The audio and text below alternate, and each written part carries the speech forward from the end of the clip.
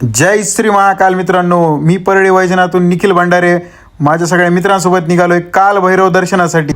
मित्रांना हाय बोलायचं होतं तुम्हाला, तर ते बोलले हॅलो रबडी वडी.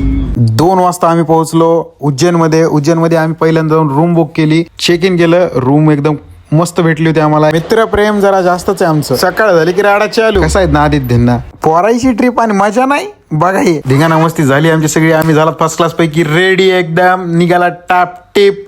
आता आम्ही दोघं जण सरळ बाहेर इथून निघालात. रस्त्यात आम्हाला गणपती मंदिर भेटलं, आम्ही दर्शन घेतलं. तसंच चहा प्यायला गेला. चहा तर एक गोड पिल नाही. पोहे खाव तो गोड चुटूक आमच्या मित्राला विचारा. एकदम थर्ड क्लास.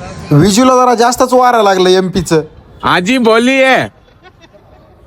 हाँ यहाँ पे एक भैया मिले थे, उन्होंने कॉल लगाया था. हाँ ओके ओके. हसून हसून पोट दुखलं तरी पण आम्ही समोर निघालात काळ भैरव दर्शनासाठी. आम्ही सरळ गाडीमध्ये एक 5 किलोमीटरचा रन होता. 5 किलोमीटरचा रन काढून आम्ही सर्वजण निघालो काळ भैरव दर्शनासाठी. वातावरण वाईब जर म्हणताल बापरे खतरनाक. इथं दिली मी गर्जना. नमः पार्वती पते हर हर महादेव.